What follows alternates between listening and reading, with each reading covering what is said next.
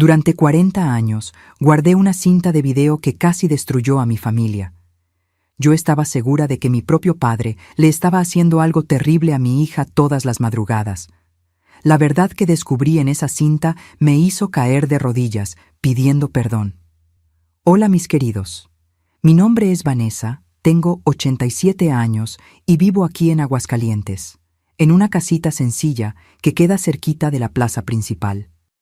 Hoy en la mañana estaba aquí en mi cocina preparando pan casero como hago todos los sábados. ¿Conocen ese olorcito rico de la levadura mezclada con la mantequilla derretida? Pues ese olor se mete por toda la casa y me da una paz enorme. Ahora, antes de que empiece a contarles la historia que vinieron a escuchar, quería hacerles una petición especial a cada uno de ustedes que me está viendo ahorita. Cuéntenme aquí en los comentarios desde qué ciudadcita de México me están viendo y a qué horita del día encontraron este video de la abuelita Vanessa. ¿En la mañanita tomando su cafecito, a la hora de la comida o ya en la tardecita? Yo leo cada comentario con mucho cariño y me da un gusto enorme saber de dónde son y cuándo se dan un tiempecito para escuchar las historias de esta viejita. Cuéntenme, ¿sí? Y si les gustó el video, no se olviden de darle al botoncito de me gusta y suscribirse al canal de Memorias de las Abuelas, porque todavía tengo mucha historia que contar. Pero miren, mis queridos, lo que les voy a contar hoy es algo que me pesa en la conciencia desde hace 40 años. Es sobre un error terrible que cometí, sobre cómo mi cabeza me jugó una trampa cruel y casi destruyó a la persona que más amaba en este mundo. Es sobre la desconfianza, sobre el miedo, sobre ese momento en que uno cree que está protegiendo a quien ama, pero en realidad está construyendo un infierno basado en suposiciones. Esta no es una historia fácil de contar. Hasta el día de hoy, cuando la recuerdo, siento un apretón en el pecho y una vergüenza que no se va.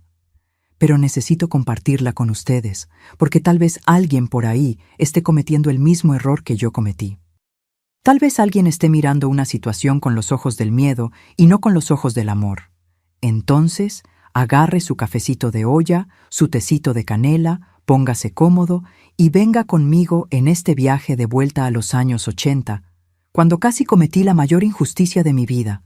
Yo nací y crecí aquí mismo en Aguascalientes, en una época en que la ciudad era mucho más chica y todo mundo se conocía. Mi papá, Don Milton, era un hombre del campo. Trabajaba en un rancho ganadero en las afueras de la ciudad. Tenía las manos gruesas de tanto trabajar la tierra, pero era un hombre de pocas palabras y mucho cariño guardado. Mi mamá, doña Ira, era costurera y se pasaba los días en su máquina Singer antigua haciendo vestidos para las muchachas de la ciudad.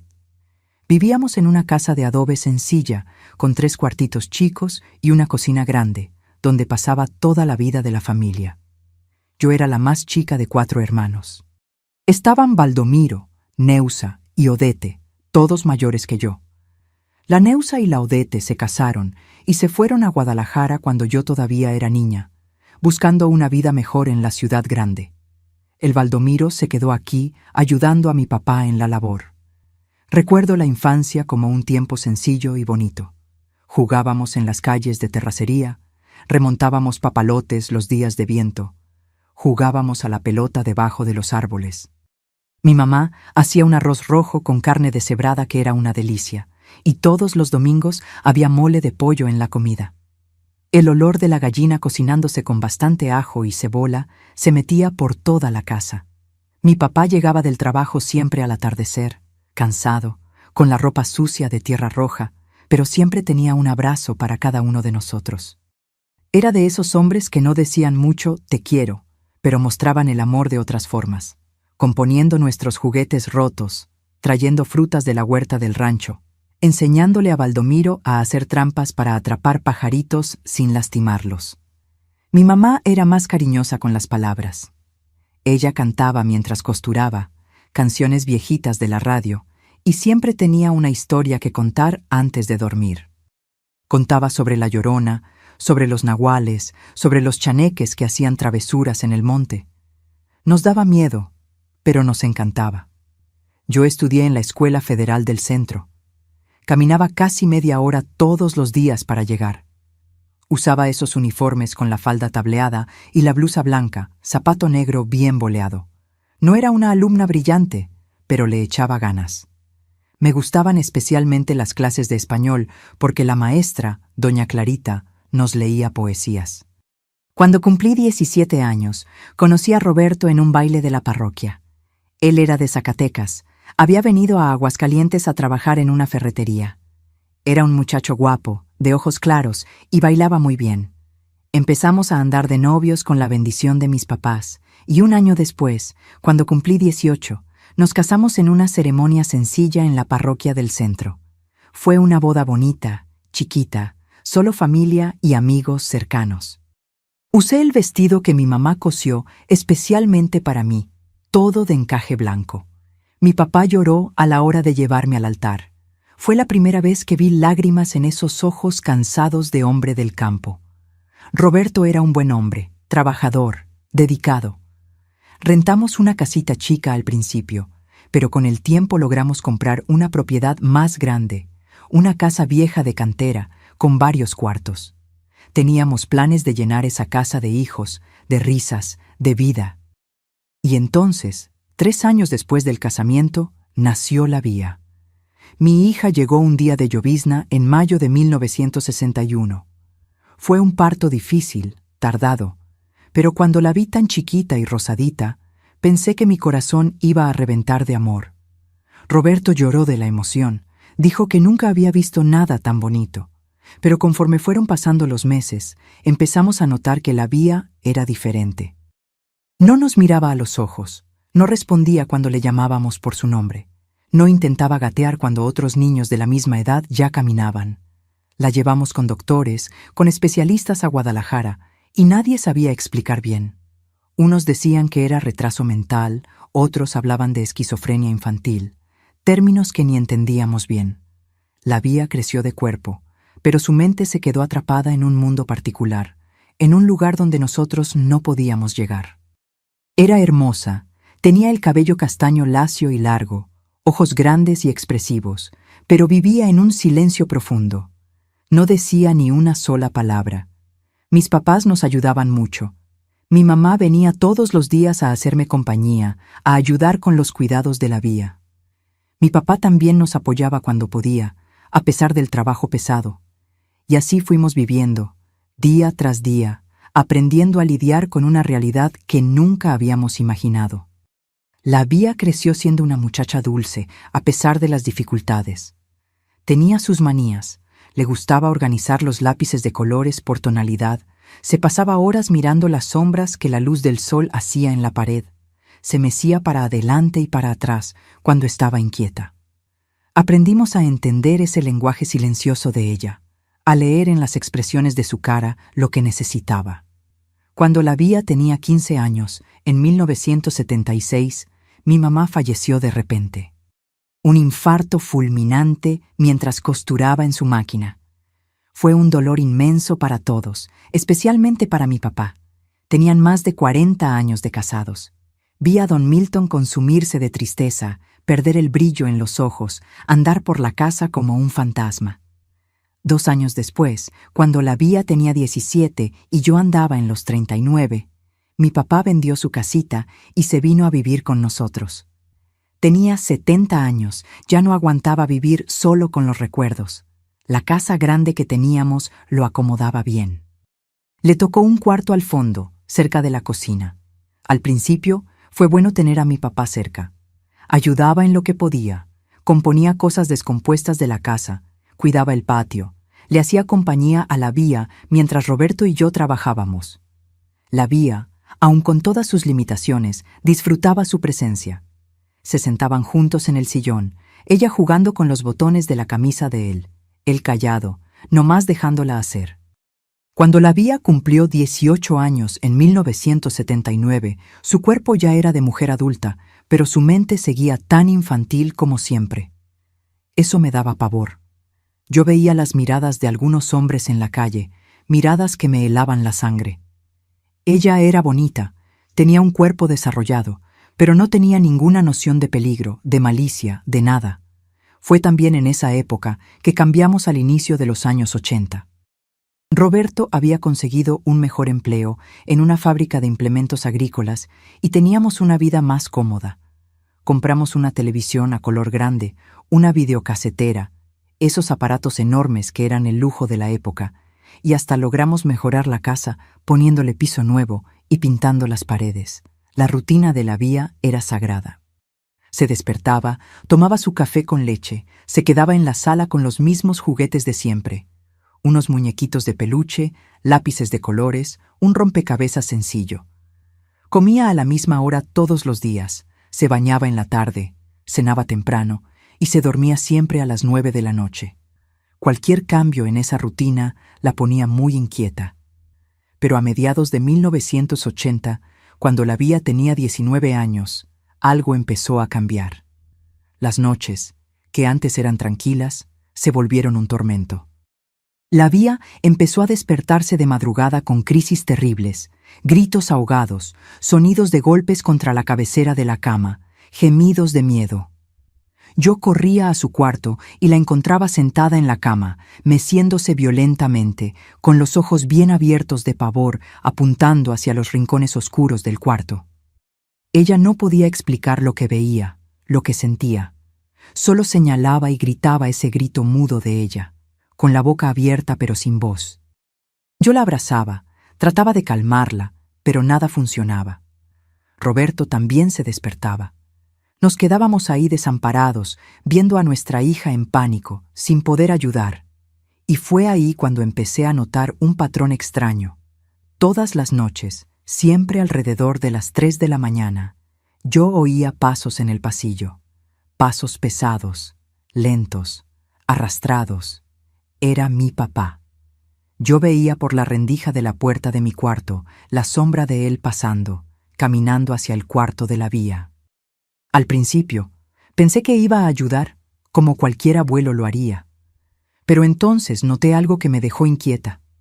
Él abría la puerta del cuarto de la Vía, entraba y cerraba la puerta detrás de él. Y entonces oía el sonido que me helaba, el clic metálico de la llave girando en la chapa por dentro. Se encerraba ahí adentro con ella. Empecé a quedarme despierta a propósito, esperando. Noche tras noche, el mismo ritual. 3 de la mañana, los pasos pesados, la puerta abriéndose, la llave girando, y después venía un silencio profundo, pesado, que me sofocaba. A veces oía la cama de resortes rechinar, rechinidos rítmicos que me hacían imaginar cosas horribles. Oía la respiración agitada de la Vía calmándose poco a poco. Mi cabeza empezó a irse a lugares oscuros. ¿Por qué un hombre de 70 años necesitaba entrar al cuarto de una muchacha de 19 de madrugada y encerrarse con llave? ¿Qué pasaba en ese cuarto durante esas horas de silencio? ¿Por qué la Vía, que antes gritaba de miedo, de repente se quedaba callada cuando él entraba? Empecé a observar a mi papá durante el día con otros ojos.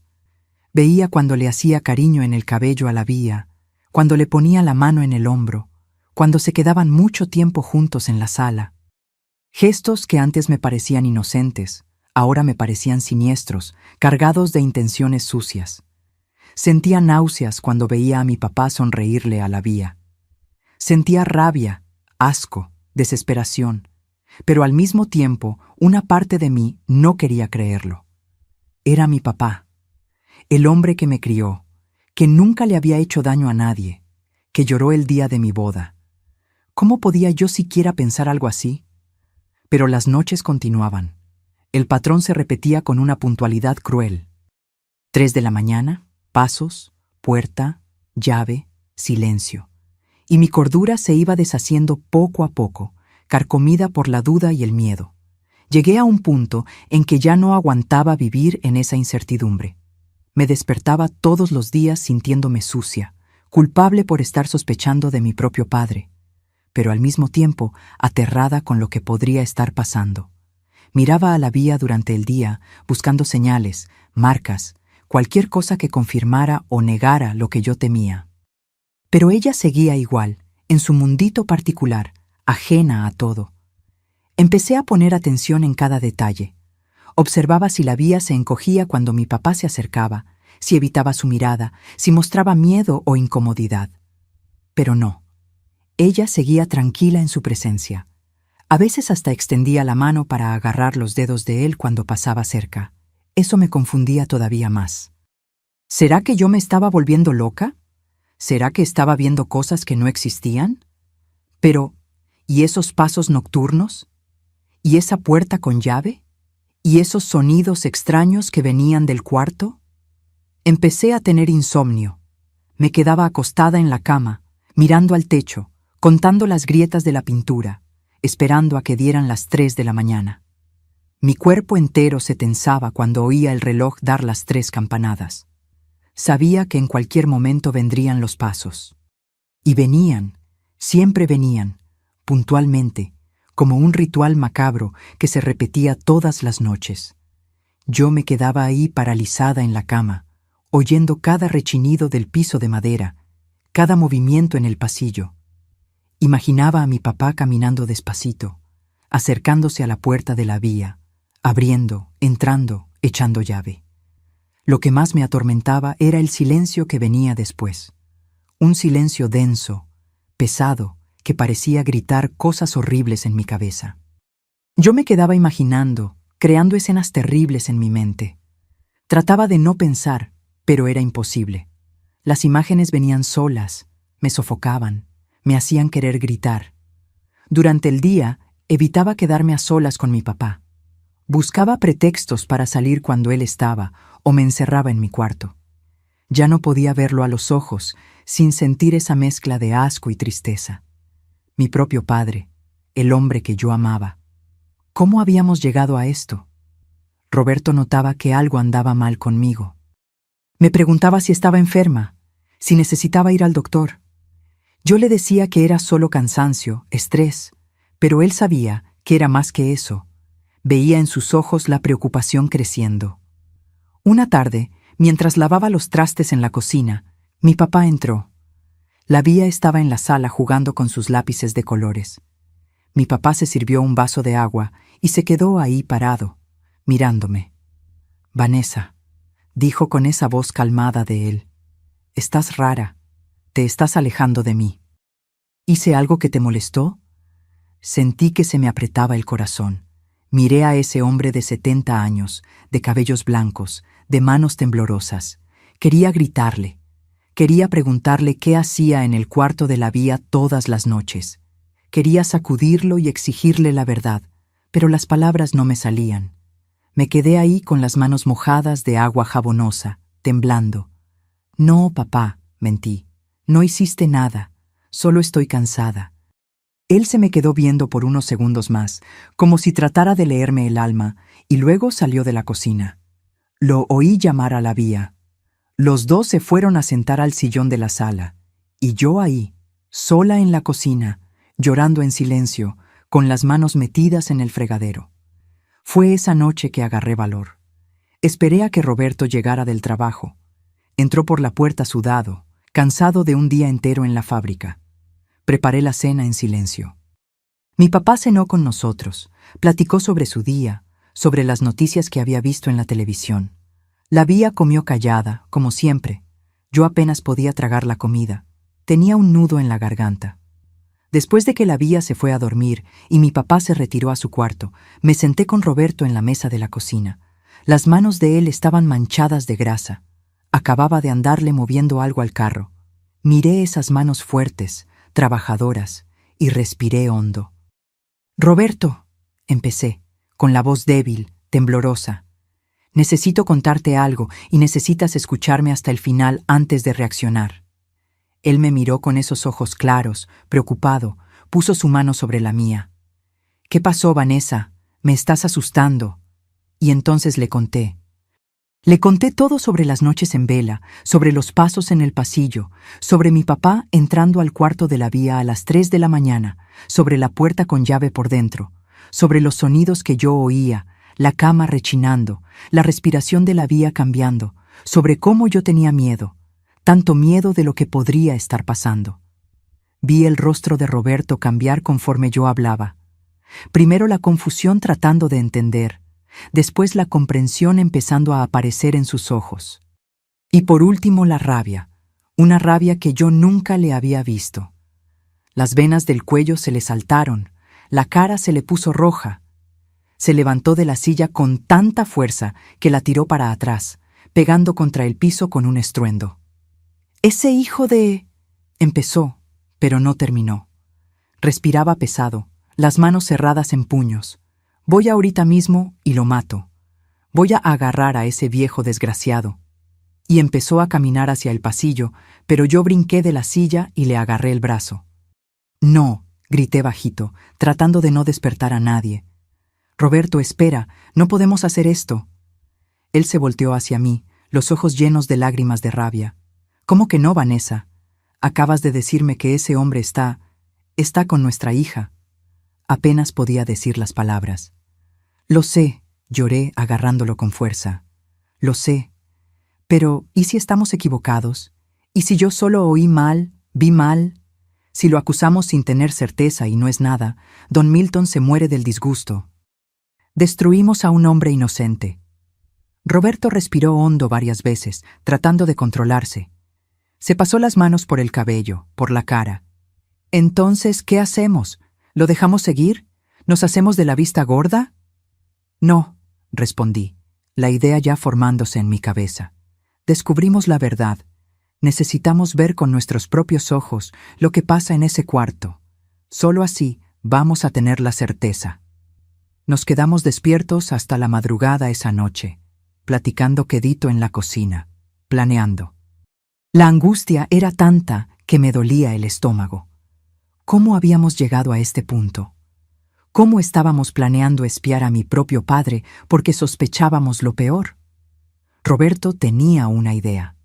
En su trabajo en la fábrica había equipo de video que usaban para grabar los entrenamientos de los empleados.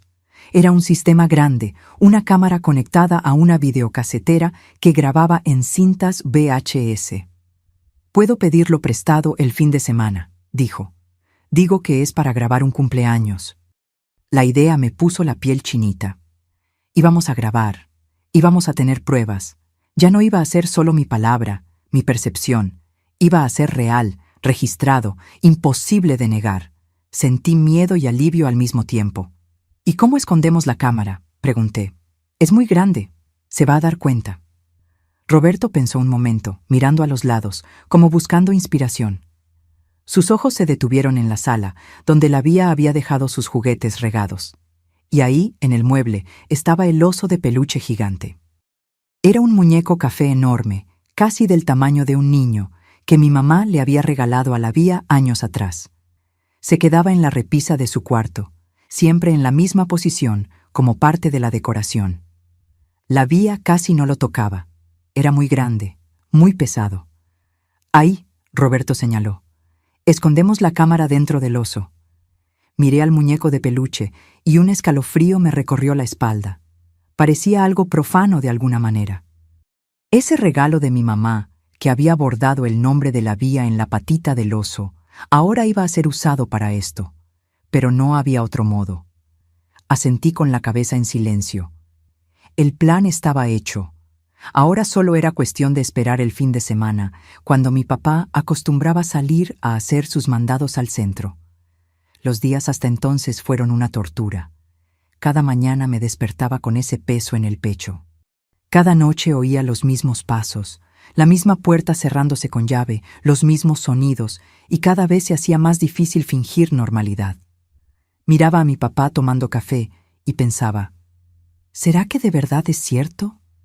¿Será que este hombre, que se ve tan cansado, tan viejo, tan frágil, es capaz de algo así? Pero luego llegaba la noche y los pasos volvían, y la duda se transformaba en certeza sucia en mi cabeza. Finalmente llegó el sábado. Roberto había conseguido el equipo prestado el viernes en la tarde.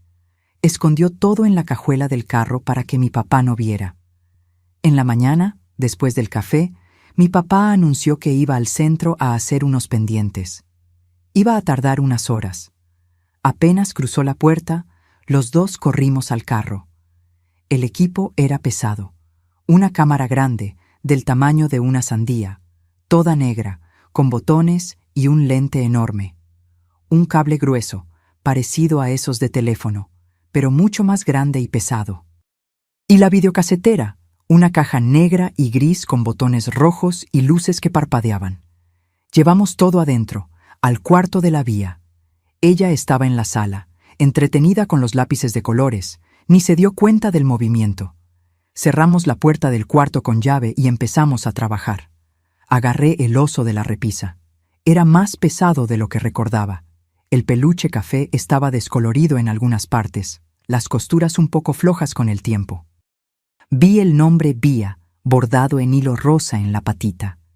El trabajo delicado de mi mamá, hecho con tanto amor. Me dieron ganas de llorar. Con unas tijeras de costura, empecé a abrir la costura de la espalda del oso. Roberto sostenía el muñeco mientras yo trabajaba.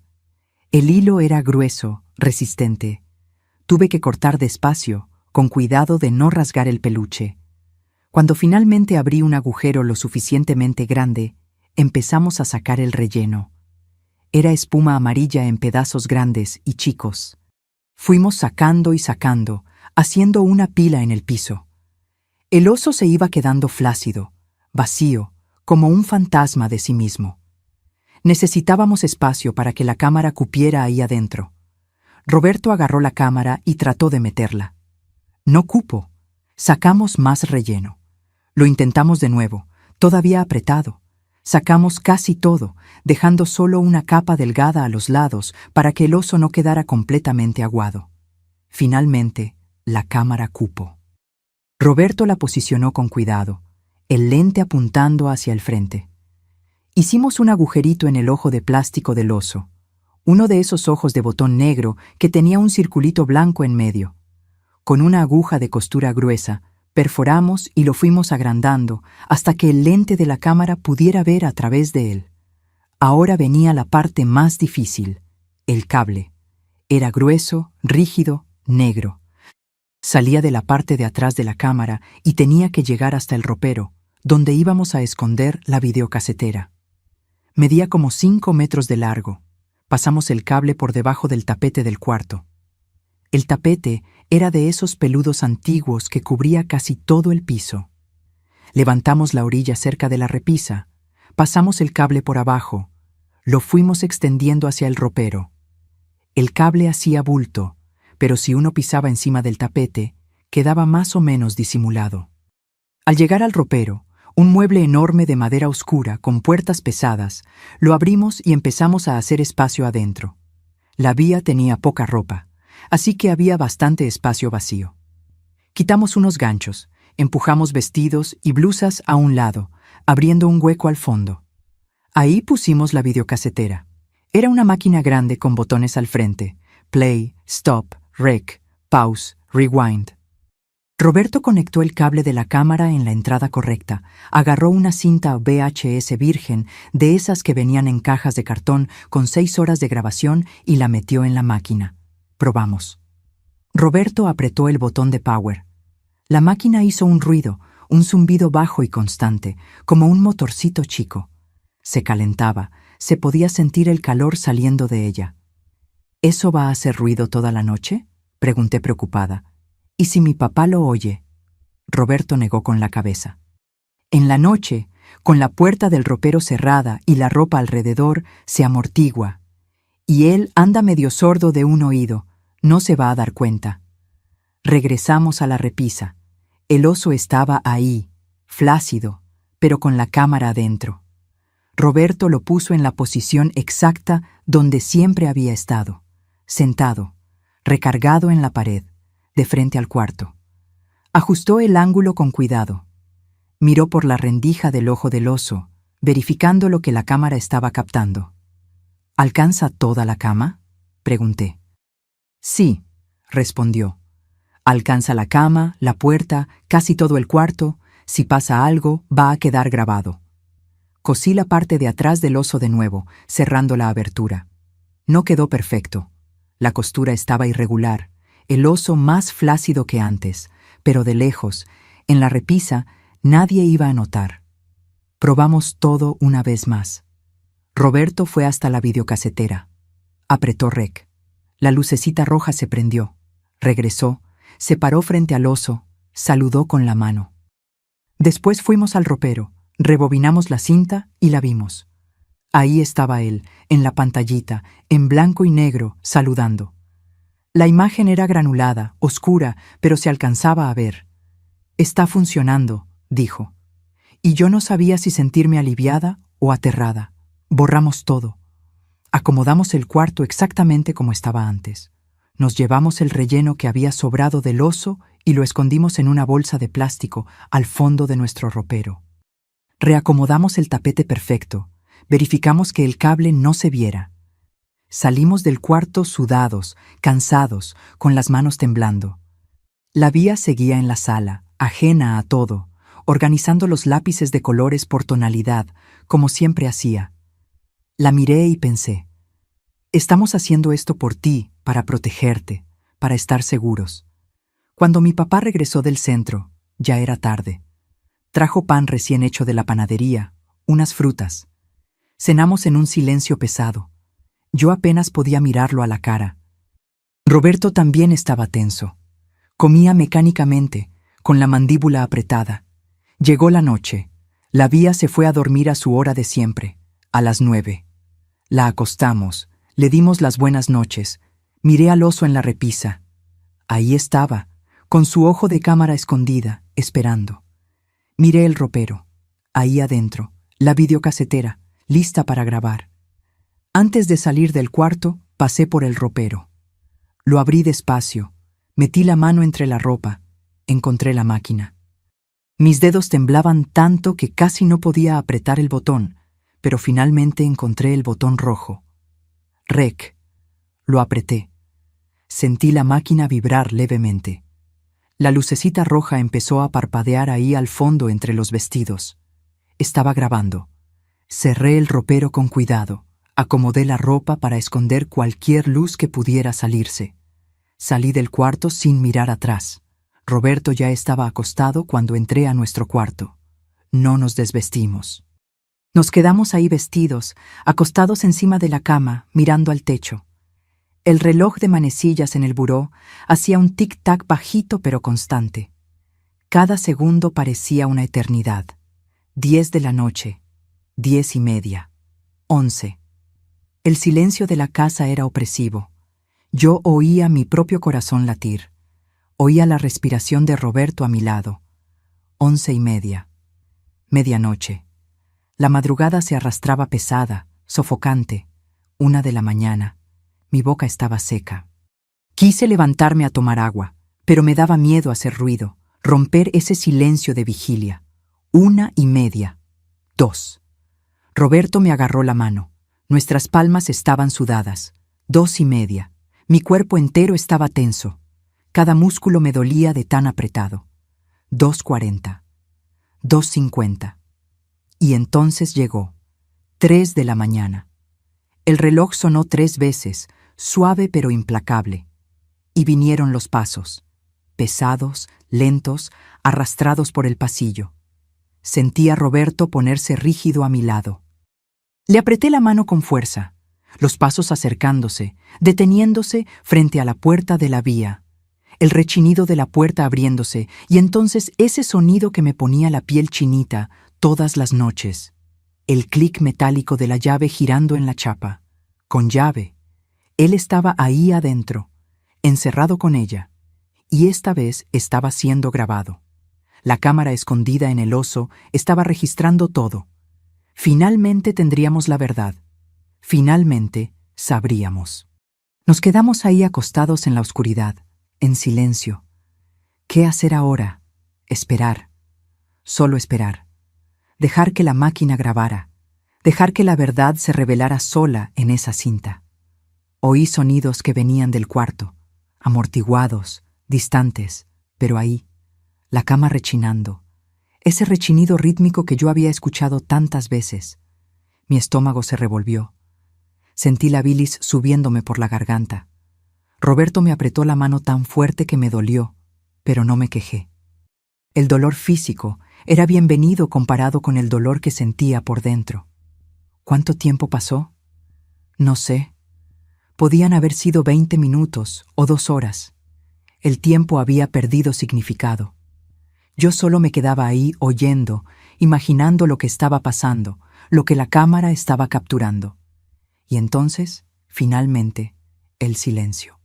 Los sonidos pararon. Oí la llave girando de nuevo, abriendo, la puerta abriéndose, los pasos pesados regresando por el pasillo, alejándose, perdiéndose. Roberto me soltó la mano. Los dos nos quedamos ahí, respirando pesado, mirando al techo en la oscuridad. Mañana, dijo, la voz ronca, mañana vemos la cinta. Pero, ¿cómo dormir? ¿Cómo cerrar los ojos sabiendo que ahí, a unos metros de distancia, dentro de un ropero, estaba grabada la verdad que yo tanto temía? Me quedé despierta hasta que aclaró, los ojos ardiéndome de cansancio, pero la mente totalmente despierta, creando y recreando escenas horribles en mi cabeza. Cuando amaneció, mi papá salió a hacer sus cosas en la ciudad, como hacía todos los domingos en la mañana. Roberto y yo esperamos que doblara la esquina, vigilando por la ventana de la sala. Apenas desapareció de vista, corrimos al cuarto de la Vía. Ella estaba despierta, sentada en la cama, meciéndose suavemente, como hacía cuando estaba tranquila. Tenía esa expresión vacía en la cara, los ojos perdidos en la nada. La miré, tratando de encontrar alguna señal, algún cambio, algo que me dijera lo que había pasado esa noche. Pero ella solo me miró con esos ojos grandes y luego volvió a ver la pared, continuando su vaivén suave. Roberto fue directo al ropero, abrió las puertas con prisa, apartó la ropa. Ahí estaba la videocasetera, todavía caliente de haber funcionado toda la noche. La lucecita roja todavía parpadeaba. Rec, rec, rec. Apretó stop. La máquina hizo un ruido, un clic, y luego silencio. Con las manos temblando, apretó eject. La cinta salió despacio, los carretes girando, haciendo ese sonido mecánico tan característico. Agarré la cinta. Era negra, común, pero en mis manos pesaba como plomo. Ahí estaban 6 horas de grabación y en algún lugar de esa cinta, alrededor de las 3 de la mañana, estaba registrado lo que pasó en ese cuarto. «Ven», dijo Roberto, quitándome la cinta de la mano. «Vamos a verla en la sala». Salimos del cuarto, dejando a la Vía ahí. Cerramos la puerta. Fuimos a la sala, cerramos la puerta con llave. Cerramos todas las cortinas, dejando el ambiente oscuro. No podíamos arriesgarnos a que nadie viera, a que nadie entrara. Roberto puso la cinta en la videocasetera de la sala, el aparato que usábamos para ver películas rentadas, para grabar telenovelas. Ahora iba a servir para esto, para ver una grabación que podría destruir nuestra familia. Nos sentamos en el sillón, uno al lado del otro. Apretó play. La televisión de tubo mostró primero esa estática tan característica, ese ruido de interferencia, esa imagen en blanco y negro bailando. Después la imagen empezó a aparecer. El cuarto de la Vía, visto desde el ángulo del oso en la repisa. La imagen era granulada, en blanco y negro, con mucho contraste, pero se alcanzaba a ver. Se veía la cama, la puerta al fondo, la ventana a un lado, el ropero. La Vía estaba acostada, dormida. La hora marcada en la esquina de la pantalla, una marca digital que la videocasetera ponía automáticamente, mostraba 21:37. Estaba al inicio de la grabación, justo después de que la acostamos. Roberto adelantó la cinta. Las imágenes pasaban en velocidad rápida. La Vía moviéndose en la cama, volteándose de un lado a otro, sentándose de vez en cuando y volviendo a acostarse. El contador de horas en la esquina de la pantalla corriendo. 22:00, 22:30, 23:00. Cuando se acercó a las 3 de la mañana, le bajó la velocidad, regresó a la velocidad normal, 02:55, 02:56. La Vía estaba sentada en la cama ahora, meciéndose, pareciendo inquieta incluso en esa imagen oscura y granulada. 02:57, 02:58, 02:59, y entonces 03:00. La puerta se abrió, una figura apareció. La silueta de un hombre. Mi papá, en pijama de rayas, ese que yo conocía tan bien. Entró despacio, miró a los lados, como verificando que todo estuviera en orden. Cerró la puerta detrás de él. No se podía oír. La cámara no grababa sonido, pero yo sabía lo que había pasado en ese momento. Había echado llave. Siempre le echaba llave. Mi papá caminó hasta la cama. La Vía estaba ahí sentada, meciéndose más rápido ahora, visiblemente alterada. Y entonces hizo lo que me partió el corazón. Agarró el edredón, ese pesado de lana bordado por mi mamá años atrás, lo levantó y se metió ahí abajo con ella. La imagen mostraba ahora solo un bulto grande debajo de las cobijas. Un bulto que empezó a moverse. Sube y baja. Sube y baja. Un movimiento rítmico, constante, rápido. Parecía una lucha. Oh, Dios mío, parecía exactamente lo que yo temía que fuera. Me tapé la boca con la mano para no gritar. Las lágrimas empezaron a escurrir por mi cara sin que yo me diera cuenta. A mi lado, Roberto soltó una maldición en voz baja. Lo vi cerrar los ojos por un momento, como si no aguantara ver, pero los abrió de nuevo. Necesitábamos ver. Necesitábamos saber. El movimiento continuaba debajo de la cobija, rápido, constante, casi mecánico. ¿Cuánto tiempo pasó? ¿2 minutos? ¿5? ¿10? Parecía una eternidad. Y entonces el movimiento paró. El bulto debajo de la cobija se quedó quieto, inmóvil. Roberto le dio un puñetazo al brazo del sillón con tanta fuerza que oí la tela rasgarse. «Ese hijo de...» dijo entre dientes apretados. «Ese maldito hijo de...» Vi en sus ojos una furia que nunca había visto antes, ni en los peores momentos. «Lo voy a matar, Vanessa», dijo, y no lo estaba diciendo por el coraje del momento. Estaba haciendo una promesa.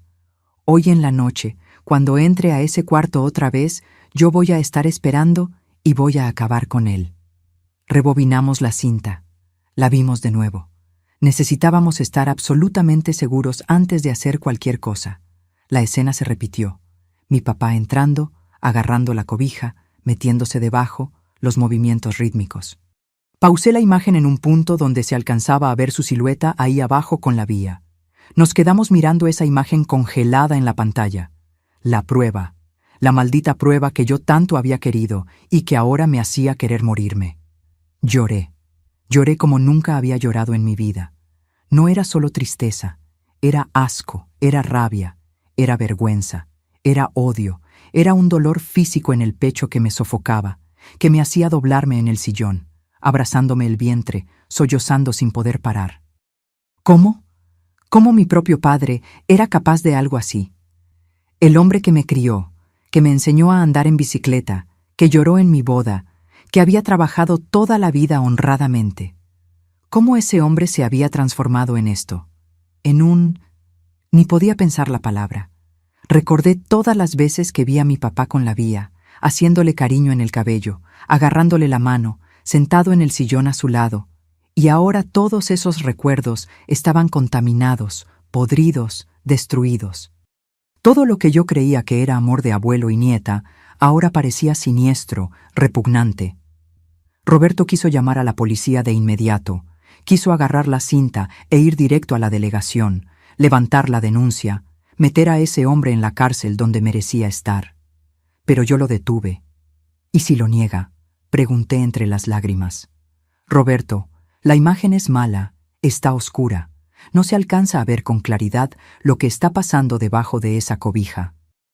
Va a decir que solo estaba consolándola, calmándola. Va a decir que estamos locos, que estamos viendo cosas que no existen.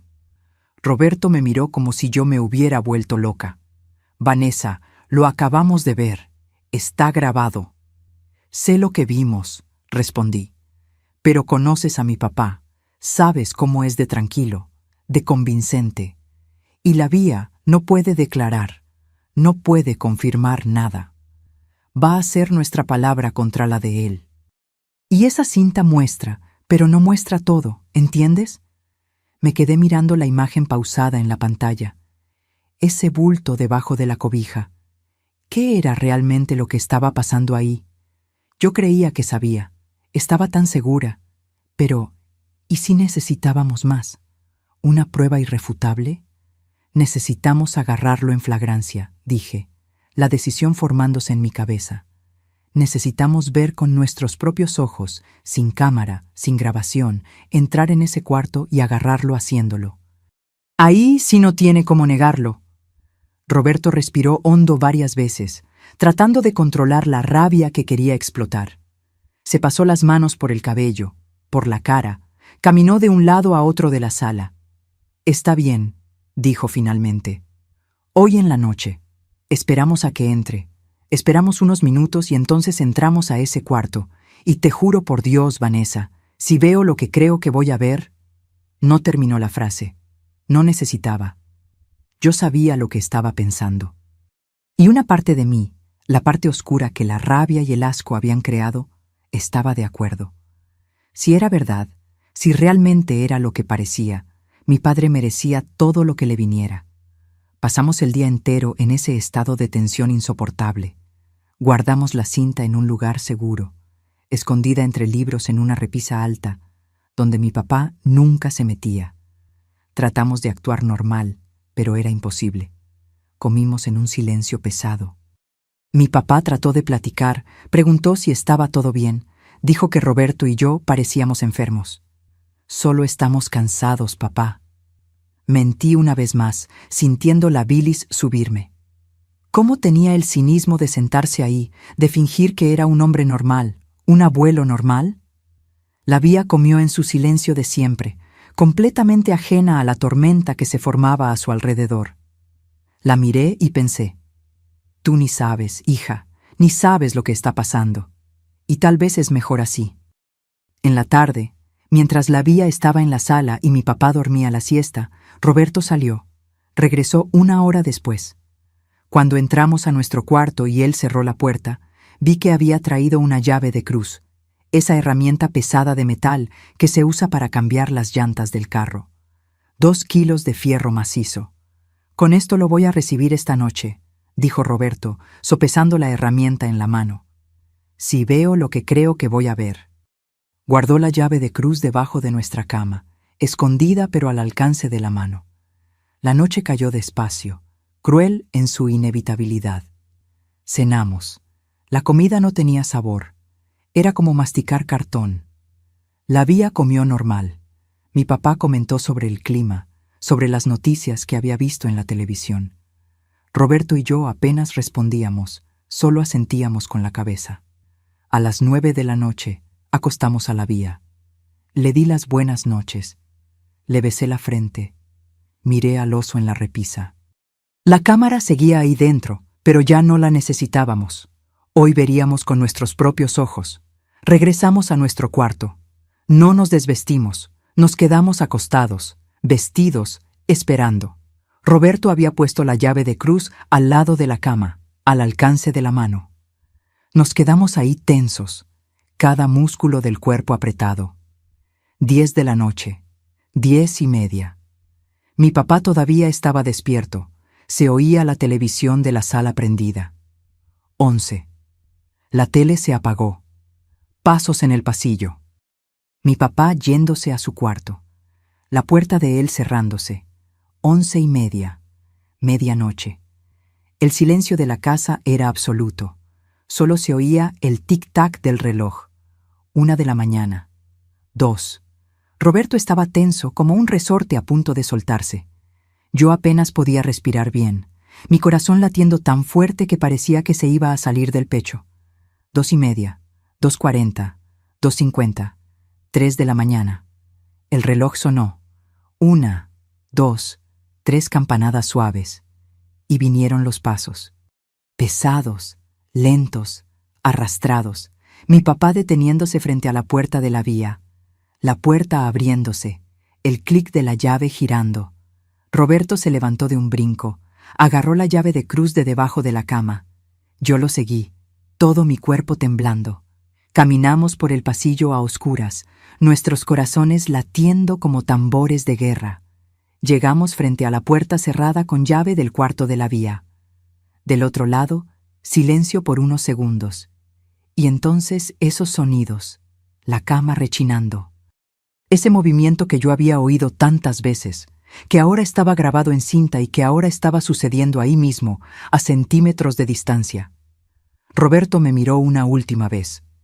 Vi en sus ojos el mismo dolor que yo sentía, la misma rabia, la misma desesperación. Y entonces retrocedió, tomó impulso y pateó la puerta con toda la fuerza que tenía en el cuerpo. La puerta vieja de madera no aguantó. La chapa reventó. Pedazos de madera volaron. Las bisagras gimieron. La puerta se abrió de par en par con un estruendo. Entramos. Roberto iba adelante con la llave de cruz levantada, listo para lo que fuera necesario. Yo justo detrás. Mi mano encontró el apagador en la pared. Prendí la luz. El cuarto se iluminó de repente. Luz fuerte, amarillenta, revelándolo todo. Roberto gritó, su voz saliendo ronca, cargada de odio. «Quítate de encima de ella, animal. Quítate de encima de mi hija ahora». Y entonces vimos, y el mundo se detuvo. Porque lo que vimos no era nada, absolutamente nada de lo que esperábamos. La escena que vimos cuando esa puerta se abrió de golpe y la luz fuerte invadió el cuarto se quedó grabada en mi memoria para siempre, con cada detalle cristalino, dolorosamente claro. Y no era nada, absolutamente nada de lo que imaginábamos. El edredón pesado de lana estaba en el piso, a los pies de la cama, todo arrugado y retorcido. La cama de la vía estaba completamente vacía, las sábanas revueltas, pero sin nadie. Y mi papá no estaba en la cama, no estaba ni cerca de la cama. Estaba sentado en el tapete peludo al lado de la cama, con la espalda recargada en la pared, las piernas cruzadas como los hombres viejos del campo acostumbran sentarse. Estaba en pijama, descalzo, los cabellos blancos despeinados. Pero lo que más me impactó, lo que me dejó completamente paralizada ahí en la puerta, fue lo que él había construido en ese cuarto. Usando el edredón grande y 2 palos de escoba viejos, de esos que se usan para tender la ropa en el tendedero, mi papá había armado una especie de cabaña, una casita de campaña improvisada en medio del piso del cuarto. Había estirado el edredón entre la cama y la pared, apoyándolo en las puntas de los 2 palos de escoba que estaban recargados en la pared y en el costado de la cama, creando como una casita chiquita, un escondite. Las puntas del edredón estaban metidas debajo del colchón de un lado y debajo de una pila de libros del otro, manteniendo la estructura firme, y ahí adentro de esa cabaña, en el piso forrado con una cobija más ligera, estaba la vía, acostada de lado, con una almohada debajo de la cabeza, las rodillas dobladas en posición fetal. Estaba tranquila, tan tranquila que yo no la veía así desde hacía meses. Su cara tenía una expresión serena, casi una sonrisa en los labios. En una mano sostenía la mano arrugada y manchada de mi papá. En la otra mano, mi papá sostenía una linterna vieja, de esas enormes que necesitaban 4 pilas grandes, tipo D, que usábamos cuando se iba la luz o para ir al patio de noche. La linterna estaba prendida, emitiendo un rayo amarillento de luz, y él estaba haciendo algo con esa linterna. Estaba moviendo los dedos de la otra mano, la que no estaba siendo agarrada por la vía, frente a la luz, creando sombras en la pared blanca de la cabaña. Sombras de animalitos. Un conejito con orejas largas, un perrito, un pajarito.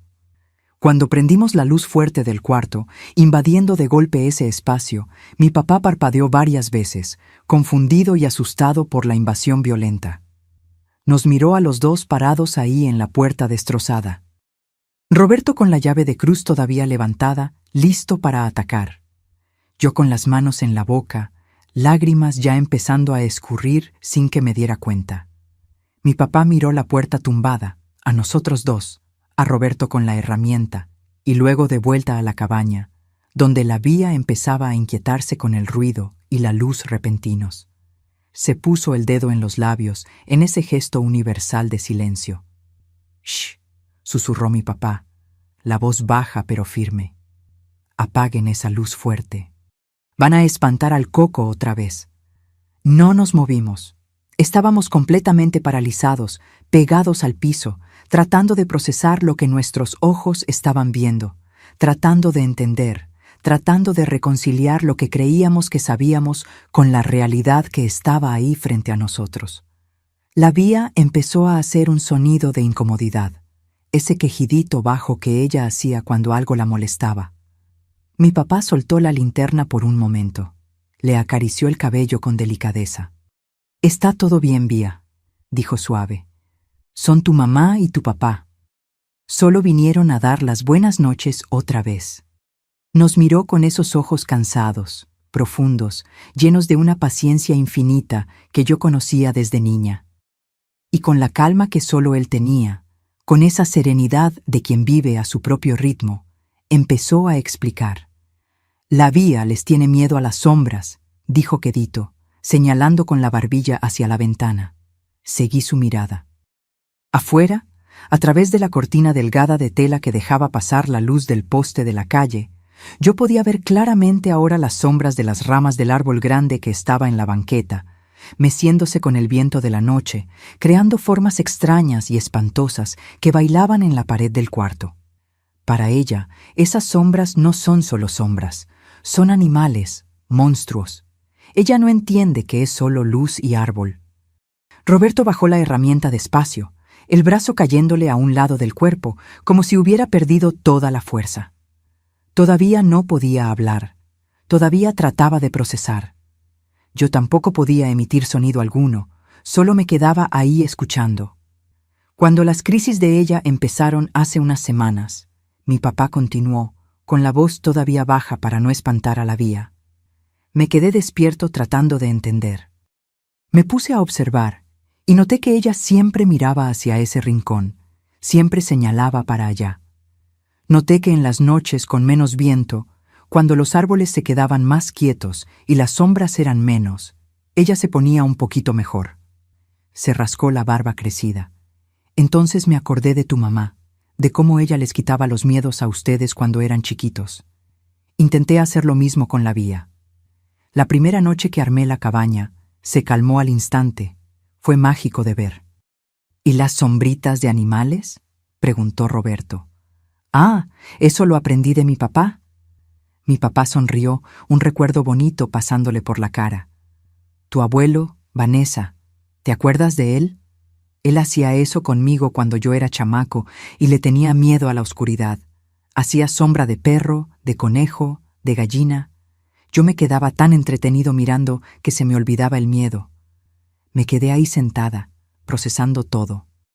Cada noche que me había quedado despierta en agonía, cada vez que había mirado a mi papá con sospecha y asco, cada pensamiento horrible que me había pasado por la cabeza. Y la verdad era tan sencilla, tan pura, tan hermosa. Un abuelo viejo usando técnicas antiguas, pasadas de generación en generación, para consolar a una nieta especial que le tenía miedo a las sombras, haciendo cabañas como si ella fuera una niña chiquita, aunque ya era una muchacha adulta, porque era lo que funcionaba. Haciendo sombritas de animalitos para distraerla del miedo, con la paciencia infinita de quien de verdad ama. Y yo había transformado eso en una pesadilla, y fue ahí que entendí el movimiento que yo había visto en la cinta, el movimiento rítmico de sube y baja, que yo había interpretado como aquello que me daba asco de solo pensarlo. No era lo que yo pensaba. Era mi papá moviendo los brazos rítmicamente para hacer las sombritas en la pared de la cabaña, haciendo que el conejito brincara, que el pajarito volara, que el perrito meneara la cola, distrayendo a mi hija del miedo que la atormentaba hasta que se relajara lo suficiente para dormirse. ¿Y la puerta con llave?, logré preguntar finalmente, con la voz débil, temblorosa, quebrada. ¿Por qué le echas llave por dentro? Mi papá suspiró. Ese suspiro pesado de quien carga un peso grande. Porque cuando ella se pone muy inquieta, en lo peor de la crisis, intenta huir, intenta salir corriendo lejos de lo que la está espantando. Ya pasó 3 veces antes de que yo empezara a echar llave. Logró abrir la puerta, bajó las escaleras, casi abrió la puerta de la calle. Sentí que se me helaba el corazón al imaginarlo. La Vía, en medio de la madrugada, en camisón, descalza, saliendo a la calle oscura. Podría haberse perdido, podría haberse lastimado, podría haberse encontrado a alguien malintencionado. Hecho llave para protegerla, dijo mi papá, y había una tristeza profunda en su voz. Para protegerla de ella misma, para que no se lastime o se pierda cuando está en pánico. La vía, dentro de la cabaña, hizo ese sonidito que hacía cuando estaba contenta. Me miró a través de la abertura de la cabaña e hizo algo que ella casi nunca hacía, que yo veía tal vez una vez al mes con suerte. Sonrió.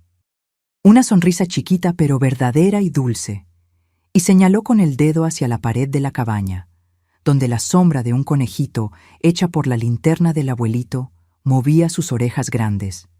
Fue en ese momento que me derrumbé por completo.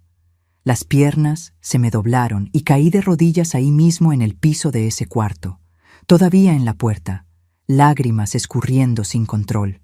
Ya no eran lágrimas de rabia o de asco, eran lágrimas de vergüenza. Una vergüenza tan profunda, tan dolorosa, tan devastadora, que parecía que me iba a tragar entera, que me iba a partir por la mitad. Papá, logré decir entre sollozos que me sacudían todo el cuerpo. Papá, perdóname, perdóname, por el amor de Dios, perdóname. ¿Qué había hecho? ¿Qué había pensado de él? Yo había mirado a mi padre, ese hombre que dedicó la vida entera a la familia, que trabajó hasta los huesos para darnos un hogar, que nunca le había levantado la mano a nadie, que lloró de emoción el día de mi boda, y había visto un monstruo, había visto un criminal, había visto la peor cosa que un ser humano puede ser. Y todo porque mi cabeza sucia, mi miedo, mi desconfianza, habían transformado actos de amor puro en algo horrible. Yo lo había espiado, había montado una cámara escondida, había grabado a mi padre cuidando a mi hija y había visto abuso donde solo existía cariño. Había planeado destruirlo. Roberto había venido con un arma, listo para matarlo. Roberto soltó la llave de cruz en el piso. Cayó con un ruido metálico fuerte y hueco que retumbó en el cuarto. Se sentó en la orilla de la cama con la cara entre las manos, los hombros sacudiéndose. También estaba llorando. Mi papá salió de la cabaña con cuidado para no desbaratar la estructura, para no asustar a la vía. Vino hasta donde yo estaba arrodillada. Se arrodilló también a mi lado, sus rodillas viejas tronando con el movimiento, y me abrazó. Sentí su olor, ese olor a jabón de glicerina que usaba desde hacía décadas, mezclado con el olor a hombre de campo que siempre tuvo, aún después de años sin trabajar la tierra. Olor a papá, olor a seguridad, olor a amor incondicional. «Está todo bien, hija», dijo en mi oído, la voz de él mansa, sin una gota de enojo o de resentimiento. «Yo entiendo. El mundo es malo, la gente hace cosas malas de verdad. Es normal que uno desconfíe. Tú solo estabas tratando de proteger a tu hija como podías. Yo haría lo mismo si fuera tú. Pero no estaba todo bien. Nada estaba bien. Yo había pasado semanas mirando a mi padre como si fuera un criminal. Había sentido asco de él, lo había evitado. Había montado un plan elaborado para atraparlo, para grabarlo, para tener pruebas de un crimen que nunca existió. Había convertido a un hombre viejo de 70 años que solo quería ayudar a su nietecita especial en un villano. Había vuelto cada gesto de cariño de él en algo sucio dentro de mi cabeza. Había planeado su destrucción, y él estaba aquí abrazándome, perdonándome, diciéndome que estaba todo bien. La cámara, dije entre sollozos. Papá, nosotros pusimos una cámara escondida en el oso, te grabamos anoche, vimos la cinta y pensamos que tú estabas... No pude terminar. No podía ni decir en voz alta lo que había pensado. Era demasiado horrible, demasiado sucio. Mi papá se quedó callado un momento, todavía abrazándome. Entonces soltó un sonido, una risa baja, sin humor. ¿Una cámara en el oso?, repitió. Son listos, ni me di cuenta. Se separó un poco, me sostuvo la cara con sus manos, esas manos grandes y callosas de tanto trabajo. Me miró a los ojos. Vanessa, escúchame. Si la situación fuera otra, si yo fuera otro tipo de hombre, ustedes habrían hecho lo correcto. Habrían hecho exactamente lo que debían hacer: proteger a la Vía, descubrir la verdad, tener pruebas.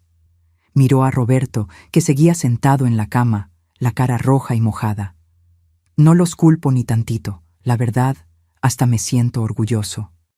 Orgulloso de ver que quieren a la Vía lo suficiente como para hacer lo que fuera necesario para protegerla. Roberto soltó un sonido que era mitad risa, mitad llanto. Casi yo estaba listo para... Miró la llave de cruz en el piso. No pudo continuar. Lo sé, dijo mi papá. Pero no fue necesario, porque no había nada de qué protegerla de mí, solo de fantasmas y sombras de árbol. Nos quedamos los tres ahí en el piso de ese cuarto revuelto, llorando juntos. Desde adentro de la cabaña, la Vía hizo un sonido de contento. Había agarrado la linterna que el abuelito había soltado y estaba tratando de hacer sus propias sombritas en la pared, sin mucho éxito, pero concentrada en el intento. ¿Cómo te diste cuenta?, pregunté después de un rato, cuando pude hablar de nuevo. ¿Que era de las sombras de lo que tenía miedo? Mi papá se acomodó mejor en el piso, recargando la espalda en la cama. Observando, dijo simplemente. Pasé noches despertándome con ella, tratando de entender. Noté que siempre miraba hacia ese rincón, siempre señalaba para allá. Noté que en las noches de menos viento, cuando los árboles se quedaban más quietos y las sombras eran menos, ella se ponía un poco mejor. Se rascó la barba crecida. Entonces me acordé de tu mamá, de cómo ella les resolvía los miedos a ustedes cuando eran chiquitos. Traté de hacer lo mismo con la Vía. La primera noche que armé la cabaña, se calmó al instante. Fue mágico de ver. ¿Y las sombritas de animales?, preguntó Roberto. Ah, ¿eso lo aprendí de mi papá? Mi papá sonrió, un recuerdo bonito pasándole por la cara. Tu abuelo, Vanessa, ¿te acuerdas de él? Él me hacía eso cuando yo era chamaquito y le tenía miedo a la oscuridad. Hacía sombra de perro, de conejo, de gallina. Yo me quedaba tan embobado mirando que se me olvidaba el miedo. Me quedé ahí sentada, procesando todo. Cada noche que me había quedado despierta en agonía, cada vez que había mirado a mi papá con sospecha y asco, cada pensamiento horrible que me había pasado por la cabeza. Y la verdad era tan sencilla, tan pura, tan hermosa. Un abuelo viejo usando técnicas antiguas, pasadas de generación en generación, para consolar a una nieta especial que le tenía miedo a las sombras. Haciendo cabañas como si fuera una niña chiquita, aunque ya fuera una muchacha adulta, porque era lo que funcionaba. Haciendo sombritas de animalitos para distraerla del miedo, con la paciencia infinita de quien de verdad ama. Y yo había transformado eso en una pesadilla. La llave, dijo mi papá de repente, mirando la chapa destrozada de la puerta. Quebraron la chapa. Voy a tener que arreglarla mañana. Si no, no puedo echar llave para protegerla. Y esa preocupación de él, no por el hecho de que casi lo habían atacado, no por la invasión, no por las acusaciones no dichas pero obvias, sino por la seguridad de la Vía, fue la gota que derramó el vaso. Empecé a llorar de nuevo, más fuerte todavía. Nos quedamos ahí hasta que la Vía finalmente se durmió por completo dentro de la cabaña, la linterna todavía prendida a su lado, iluminando ese espacio seguro que el abuelito había creado. Mi papá desarmó la estructura con cuidado después, como siempre lo hacía cuando ella se dormía de verdad. Levantó a la Vía en brazos. Aún con 70 años, todavía tenía esa fuerza del campo, y la acostó en la cama con delicadeza. La tapó con cariño, le alisó el cabello, le besó la frente. ¿Todas las noches?, pregunté bajito. Todas las noches que lo necesita, respondió. A veces duerme bien y no necesito hacer nada. Pero cuando se despierta asustada, aquí estoy. Salimos del cuarto, dejando a la Vía dormida tranquila. En el pasillo, miré la puerta tumbada. Íbamos a tener que arreglar eso. Fuimos a la sala. Me senté en el sillón, todavía temblando. Roberto trajo agua para todos. Mi papá tomó despacio, sentado en el sillón que siempre usaba. La cinta, dije. La grabamos anoche. La vimos esta mañana. Mi papá asintió con la cabeza. ¿Y qué creyeron que vieron? Lo peor, respondió Roberto, la voz pesada de vergüenza. Vimos que te metías debajo de la cobija con ella. Vimos los movimientos y pensamos... Entiendo, dijo mi papá, y había tristeza en sus ojos ahora. No enojo, tristeza. Vieron el amor de un abuelo y vieron maldad. Es comprensible, pero duele. Papá, lo siento mucho. Empecé de nuevo, pero él levantó la mano. Ya basta de pedir perdón, Vanessa. Ya los perdoné. Ya se acabó. Vamos a olvidar esto y seguir adelante. La vida es muy corta para guardar rencor, y más con la gente que uno quiere. Llevé la cinta VHS a la sala. Estaba en mi mano, ese pedazo de plástico negro que casi había destruido todo. ¿Qué hacemos con esto? Mi papá miró la cinta. Guárdala, dijo simplemente. No como prueba de un crimen que nunca pasó, sino como recuerdo, como lección, para nunca olvidar lo que la desconfianza puede hacer. Y eso fue lo que hice. Guardé la cinta en una caja en lo alto del armario. Ahí sigue hasta hoy, 40 años después. Nunca la volví a ver. No necesito. La imagen está grabada en mi memoria. Mi papá debajo de la cobija con la vía, haciendo sombritas de animales, y yo interpretándolo como el peor acto posible. Esa noche no pude dormir. Me quedé acostada al lado de Roberto, los dos despiertos, procesando todo. Casi lo matamos, susurró Roberto en la oscuridad. Yo estaba listo. Si hubiera visto lo que creía que iba a ver, lo habría... Lo sé, respondí. Yo también quería. ¿Cómo llegamos a esto, Vanessa? ¿Cómo convertimos a un viejito cuidando a su nieta en eso? No tenía respuesta. Solo tenía vergüenza y gratitud. Gratitud por haber descubierto la verdad antes de cometer una tontería irreparable. Gratitud porque mi papá era el hombre que era, comprensivo, amoroso, capaz de perdonar. Y así llegamos al día de hoy, mis queridos. Aquí estoy, a mis 87 años, viviendo en mi casita sencilla en Aguascalientes, la misma ciudad donde nací y donde hice mi historia. La vida me enseñó que a veces las lecciones más dolorosas son las que uno nunca olvida. Mi papá, don Milton, vivió con nosotros hasta los 83 años. Falleció en paz, dormido, una tarde de invierno de 1993. Hasta el último día, siguió haciendo las cabañas para la vía cuando ella tenía sus crisis. Y yo nunca más, ni por un segundo, dudé de su amor. Aprendí a reconocer el amor por lo que es, aun cuando se esconde en las sombras y en las madrugadas silenciosas. La vía hoy tiene 65 años. Vive con Roberto y conmigo todavía, en la misma casa donde todo pasó. Su autismo sigue siendo severo. Todavía no habla, pero aprendimos a comunicarnos de otras formas. Tiene sus rutinas, sus rituales, y nosotros respetamos cada uno de ellos. Todavía hoy, cuando tiene noches agitadas, lo que pasa de vez en cuando, especialmente cuando hay mucho viento y las sombras de los árboles se ponen más intensas, yo hago lo que mi papá me enseñó. Armo una cabañita con sábanas y palos de escoba. Agarro una linterna y me quedo ahí con ella, haciendo sombritas en la pared hasta que se calme. Es un ritual nuestro, una herencia de amor que mi papá dejó. Cada vez que hago esas sombras de conejito, de perrito, de pajarito, me acuerdo de él. Me acuerdo de su paciencia infinita,